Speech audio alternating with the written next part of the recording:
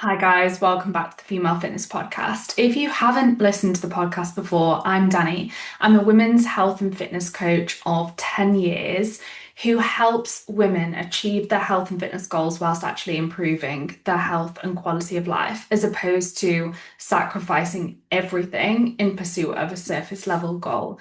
And in today's episode of the podcast, I'm actually going to talk about period tracking apps and a little bit on how the menstrual cycle can affect us in terms of our performance and how we generally feel and function alongside that. Because if you are interested in health and fitness, if you have goals in the area, you probably have a period tracking app, and they can be incredibly helpful. However, they can also, for some people, cause more harm than good. And I'm going to talk a little bit about that in today's podcast to help you understand whether your period tracking app is serving you right now, or whether it might actually help you succeed to take a little bit of a step back from it rather than having too much of an attachment to it. So, the first thing I wanted to talk about is how sometimes these apps and other data as well, like sleep data, can become a bit of a self-fulfilling prophecy. So, what I mean by that is they can influence us to feel a certain way when, if we weren't exposed to that data, we wouldn't feel that way. An example of this is in the realms of menstrual cycle function and period tracking. If we are told that we will feel weak in the luteal phase of our cycles, if we're told we'll feel lethargic, we'll see our strength drop in the gym, we'll find our runs harder, then we're probably going to see that happen because our mind is so powerful. So sometimes this even happens on a subconscious level without us realizing, because the stories we tell ourselves often influence our outcomes. So if we tell ourselves we're going to feel weak in the luteal phase of the menstrual cycle, the likelihood is we will feel weak in the luteal phase of the menstrual cycle, whether that's due to us automatically just assuming we need to decrease our loads in the gym, or assuming we need to go on a slower run or a shorter run or whatever it is, or we just expect that we're going to feel a little bit rough. That can often happen as a result of those thoughts. So if you're checking your period tracking app and it's telling you that you're on a certain day and you're thinking, oh, I'm going to start to feel a little bit rough now, and that's actually happening for you, and you always feel rough at that phase of your menstrual cycle, it could be, it might not be, it could be a sign that this app or this data is becoming a bit of a self-fulfilling prophecy for you. And that's one of the issues. And with that example of you telling yourself your strength is going to drop or your performance is going to suffer, the reality is that the evidence is pretty inconclusive when it comes to how the menstrual cycle affects our objective performance. But we know how impactful our psychology and our beliefs and the stories we tell ourselves can be. We know that for certain. So, a lot of athletes that report impaired performance, that impaired performance is subjective, with limited objective evidence of a decline in performance around the luteal phase, for example. So that is an example of how powerful the mind can be. The fact there's such limited evidence of a decline in physical ability in our performance from an objective standpoint, but there is evidence of a subjective impaired performance. So when people believe their performance was impaired, when in reality it wasn't a reduction in physical capability, it wasn't a reduction in objective strength. So that's something that the data literally shows us. And we also know that everyone's different. We know that people have different lens cycles. We know that people have different levels of severity when it comes to their PMS symptoms. We also know that from one month to another, our experience of our menstrual cycle can change. Some months we may experience very mild PMS symptoms, whereas others it's much more severe. And with that, with that knowledge, it's kind of obvious to me that the impacts our cycle has on our performance is not going to be the same every single month. So why would you then go into your luteal phase telling yourself that you're going to have reduced strength or you're going to have reduced fitness levels? Why would you do that? Why would you go into that phase of your cycle telling yourself that that is going to be the case when we know that the way that we feel every month does fluctuate? What's the point? Why not just go in and give your version of 100% given your circumstances, learn more about yourself and adapt where possible rather than getting too attached to this data and making premature adaptations. The thing is, we don't want to reduce our loads, for example, go on a shorter run, reduce our intensity prematurely before we need to. It's okay to do those things when we need to do them, absolutely. And there are people who really struggle with, say, PMDD or endometriosis, which might have to make those adaptations more frequently. But in my opinion, for most women, I think it's important not to be premature with those adaptations. Otherwise, you end up robbing yourself of progress because if you hadn't have made those adaptations too far ahead of time, if you didn't assume that they would be needed every single month, you might be able to progress more effectively in certain phases of the menstrual cycle without having to reduce your loads, without having to reduce the length of the run that you go on or the intensity of the run that you go on.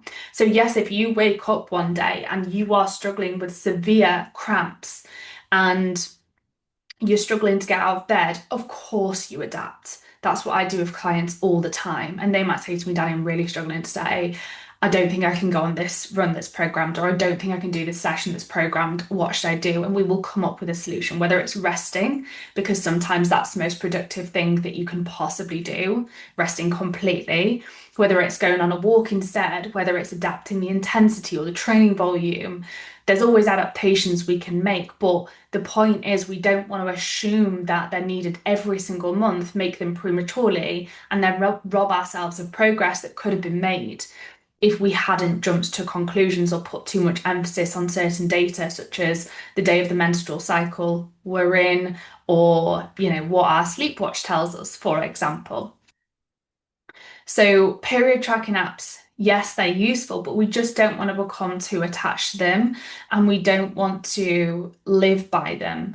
In my opinion, it would be much better to live by how you actually feel and your body's feedback from one month to another. Another point on period tracking apps is that I think they can cause more stress than they're worth if you get too attached to them, which, as a different example, can be you becoming more aware and concerned than necessary with small fluctuations in your cycle length, for example. So we know that some variation in our cycle length from one month to another is okay, it is normal, it's not a huge cause for concern. But particularly with clients who have struggled with irregularities in their menstrual cycle in the past, or clients who've lost their cycle even and struggled with amenorrhea as a result of overexercise, underfueling, or high levels of stress, or a combination of those three things, they can have this heightened concern for fluctuations. So if you find you're in that boat, sometimes tracking your cycle really closely can actually cause more stress. And that is ironic because stress is a driver of menstrual cycle dysfunction. So you're worried about these fluctuations in your cycle because you don't want your health to be impaired because you've had a really bad experience with that in the past. But actually, you're causing yourself more stress by becoming preoccupied with your cycle length and worrying about these small fluctuations that may be a matter of a day or so different to the length of your cycle last month. So if you fall into that category of someone who has struggled with losing their periods in the past or with irregular periods or other health impairments, it's worth bearing in mind that cycle tracking needs to be done in a really careful way if you fall into those brackets, because you don't want to become so preoccupied with it that it causes more stress. And you're, as someone who's struggled with irregular or absent cycles in the past, you're someone who's probably more prone to those small fluctuations causing stress because of your bad experiences in the past. And I fall into that category too. Well, I have done in the past, and now I don't worry about it. But when I initially regained my period after competing in bodybuilding, and it took me such a long time to restore health, it really worried me if I ever saw small fluctuations in the length of my cycle. If, for example, it went from being 28 days to 30 days, I'd start to panic and worry, oh no, have I done something that means I've lost my cycle again, or it's irregular again? Have I harmed my health? Have I been over exercising? Have I been under fueling? I start to question everything, and then my stress levels would go up, which again causes more harm than good. So I have personal experience with that. So if you fall into that category, it's worth bearing in mind that yes, you can use these tracking apps, but it's just really important to be aware of how it affects you, how it affects your stress levels, how preoccupied you become with it. And if you do become really preoccupied, it's worth taking a step back from it, because stress in itself can cause irregularities and can impair our health, well-being, and quality of life on the whole. The preoccupation and worry that can come with really sort of accurate cycle tracking can cause more harm than good if it drives up stress.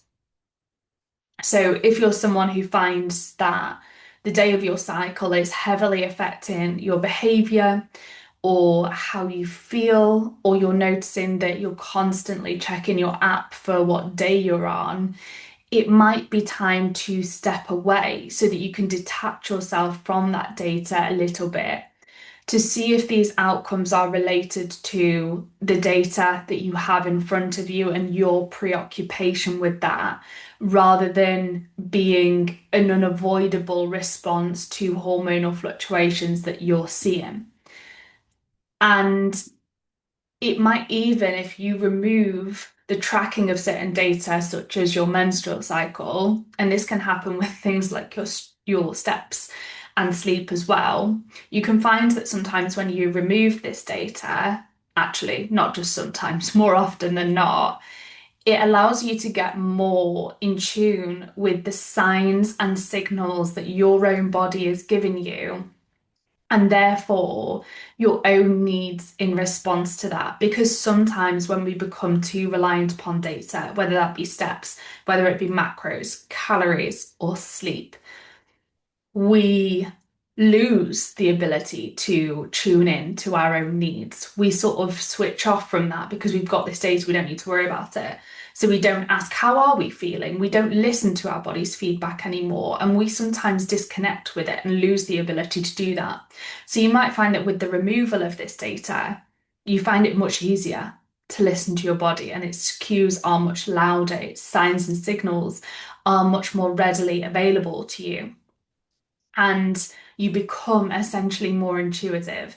And I think personally, my opinion is that the ability to be intuitive is massively overlooked.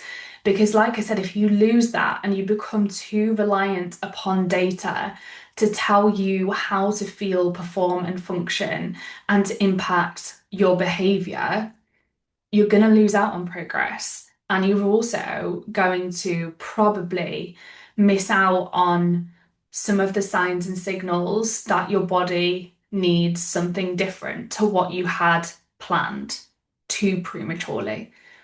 And that could be rest, it could be more exercise. Everyone's different, but what we need to do is tune in. And obviously, as a coach, I help my clients with that, and I help them make decisions based on their feedback, not just their data, but their verbal feedback and how they're feeling.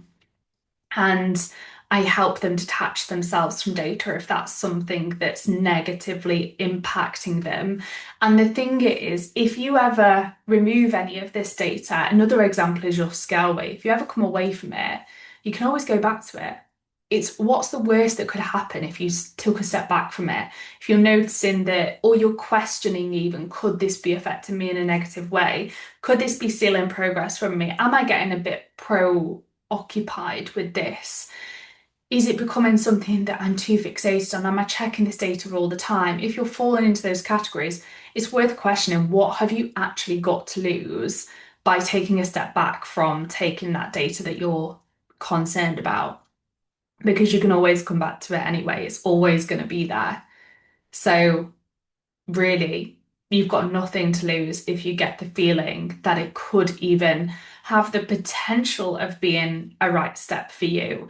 And I can share again from my own personal experience that taking a step back from data tracking after my time competing in bodybuilding was honestly one of the best things I could have ever done for my mental and physical health and well-being, for my progress and for my experience of daily life and my ability to be present because there's just so many things that contributed to that I won't be able to list them all, but some examples off the top of my head is when I took a step back from step tracking, my walks outside became so much more enjoyable for me. And it was little things like noticing sounds around me, not feeling when I used to go out for walks as a means to hit, say, 10,000 steps as an arbitrary number, I'd almost feel stressed and rushed when I was doing it. And all I was thinking about was, I've got to get this walk done,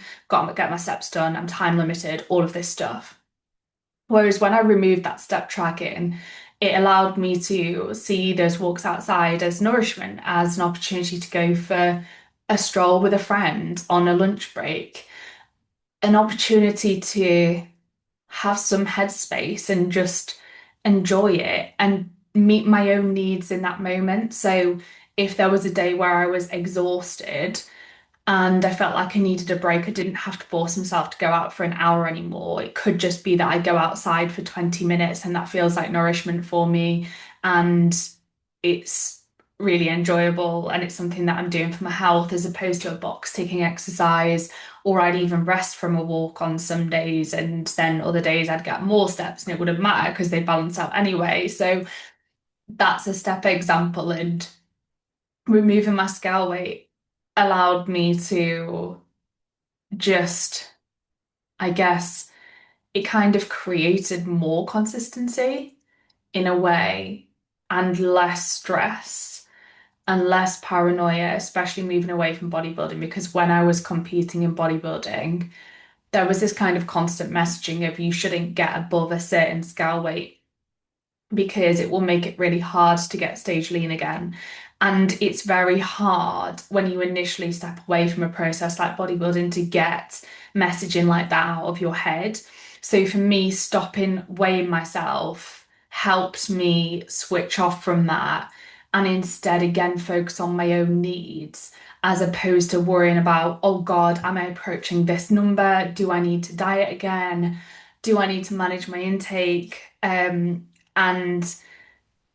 it also, having that number in my mind when I was in the sport of bodybuilding made me feel more negative about my body if I was to ever approach that number because it was pushed as this sort of upper ceiling, this place where I shouldn't be. So when I was there, I was like, oh, I've quote unquote gone too far. There's something wrong with that. When the reality is the only reason that messaging was enforced in bodybuilding was for the means of stepping on stage, which is not something that matters to me anymore. It's not something that I'm working towards anymore. So that number is no longer relevant. My goal is to feel, perform, and function as the very best version of myself and to feel good in my own skin year round. And my scale weight isn't a measure of that. And the funny thing is, when I was still taking my scale weight and I was struggling with that, interestingly, I think I was probably closer to, I was probably sitting heavier at that time. Whereas when I removed my scale weight and removed that stressor, removed that pressure and the data point, I was able to establish, first of all, I was able to improve my health, which had a positive impact on how I felt, how I performed, how I recovered and functioned, as well as my body composition. Because if your health is not in a good place, you don't digest and absorb nutrients well, you don't respond very well. If your hormone health is jacked up, you can see changes in body fat distribution, as well as having a hard time building muscle tissue, or having a hard time recovering from training, and all of that kind of stuff. Had to pull back on training during that time as well in order to get my hormone health back in a good spot. So I feel personally like moving away from a lot of this data tracking really helped me restore my health and get back into a place where I felt like I was in homeostasis, and I felt like I was really, I guess, working with my body rather than against it. And that over the long term has had a positive impact on my body composition anyway, and has probably resulted in a natural decline in my body fat percentage over time. So it's ironic that I was so worried about letting go, I guess, of certain data and control at the time, but doing so has resulted in so many more positive outcomes across the board anyway. And like relaxing around certain data points and letting go of control has given me more control in other ways, and has um like letting go of control that was not serving me has given me more control over the things that do matter in a way, and has given me so much more peace, and just meant that I feel aligned and I feel like my body is really working with me in every way. And I am very accepting of fluctuations. I don't need control in terms of my body doesn't have to, you know, look exactly the same. And I know that it's going to fluctuate. And if I gained body fat, that would be cool too, because I know there's so much more about me and I have so many other measures of progress. But it's given me control in terms of, I guess I have more control over food, but not in a way that, in a healthier way. I am more in control of food in a way that I can happily say no if I don't know how to explain this, trying to phrase it in the right way. So, say just after my time competing, I'm going to give a practical example.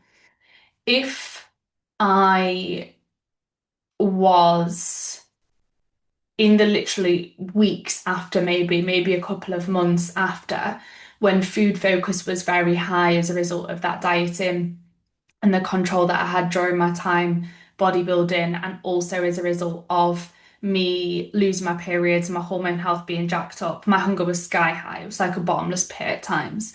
So there would be times where I'd feel very out of control around food and I would eat excessively because that's what my body was screaming for. It wasn't out of a choice. It didn't feel at the time like nourishment. And it didn't feel like it was necessarily choice to do that. Whereas now, if the version of control I've got is if I want any food, I will have it, but it's always a conscious choice. It's always like I'm choosing to have that. It feels like nourishment, and I know that I'm going to enjoy that. An example is tonight, me and my partner are making Cajun chicken pasta, and we absolutely love it. It's a really creamy dish made with double cream. It's fantastic. And I am making a decision to have that, and it feels amazing, and there's no concerns whatsoever there. Whereas if I was to consume something, say, like that at that time when I felt very out of control around food, it probably wouldn't have felt like a choice. It probably would have resulted in me consuming a massive portion as opposed to a portion in relation to what my energy needs are in that day and my desires are in that day, would probably felt a bit more uncomfortable. And I would have probably been, there would have been fear associated with consuming that food because it's something so different to what I was used to during my time bodybuilding. Whereas now there's no fear, it's a very conscious decision, it's a very controlled decision. I'm able to be really present and mindful whilst consuming it. I know it's going to have so many positive outcomes, and there's no concern for what is this going to do to my body. I need to compensate afterwards. Whereas there was a lot of mental chatter at the time, and it just felt like there wasn't that positive control there after a period of excessive control during bodybuilding. Whereas now it's a very like, it's a controlled feeling, but there isn't that obsessive control that I had when I was bodybuilding. I hope that makes sense. I thought that was better to explain with a practical example rather than just, I guess, talking about it on surface level because it's important to have that context, I think. But yeah, it's given me like letting go of control of numbers in terms of macros, calories, meal plans, tracking number of calories burned, steps, has given me more control over my choices and decisions around food, exercise, training in a really positive and nourishing way. So I think that's a really important thing to bear in mind. And I don't even know how I got onto that tangent, but I think it's an important point to have made.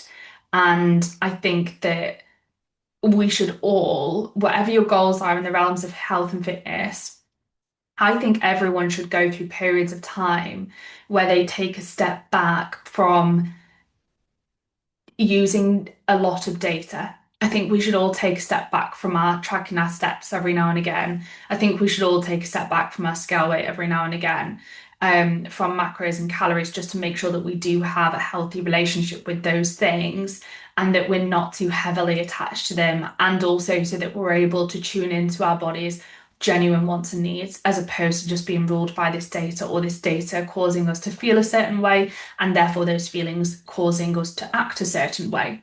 So let me know if that helps. I really hope that you've enjoyed this episode of the Female Fitness Podcast. I genuinely love hearing from my audience on here. So if you would drop me a message and let me know what you thought of today's podcast, and if you have any requests for future content or podcasts, any feedback, if you just want a natter, please reach out because I love hearing from you.